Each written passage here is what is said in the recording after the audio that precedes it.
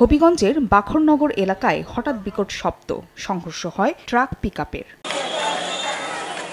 চিৎকার শুনে ছুটে যান আশপাশের মানুষ। দেখা যায় হৃদয় বিদারক দৃশ্য। ঘটনাস্থলে প্রাণ হারান 2 মা সহ 4 জন। আহতদের উদ্ধার করে স্থানীয় হাসপাতালে পাঠায় ফায়ার সার্ভিস ও পুলিশ। বাড়ির মালামাল সহ পিকআপটিতে 16 থেকে 17 জন যাত্রী ছিলেন। এদিকে চুয়াডাঙ্গা সদরের 9 মাইল এলাকা থেকে সরোজগঞ্জ বাজারে যাবার পথে বাসের ধাক্কায় ভ্যানের 2 আরোহীর মৃত্যু হয়, আহত হন 1 জন। সঠিকভাবে দুর্ঘটনাটা হয়েছে, তো আমরা বডি ব্যাগে আমাদের ফায়ার সার্ভিসের বডি ব্যাগে করে আমরা পুলিশের কাছে।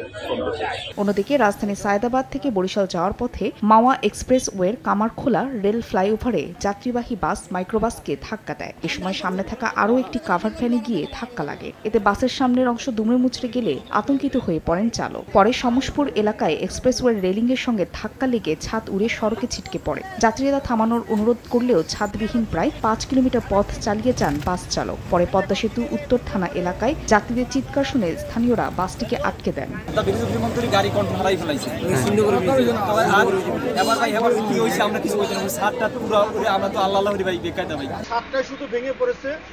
এরকম খুব বড় ধরনের কোনো কেউ আহত বা নিহত হয় নাই। এছাড়া ভোররাতে পাবনার নগরবাড়ি থেকে সিমেন্ট বোঝাই একটি ট্রাক রংপুরের উদ্দেশ্যে যাচ্ছিল।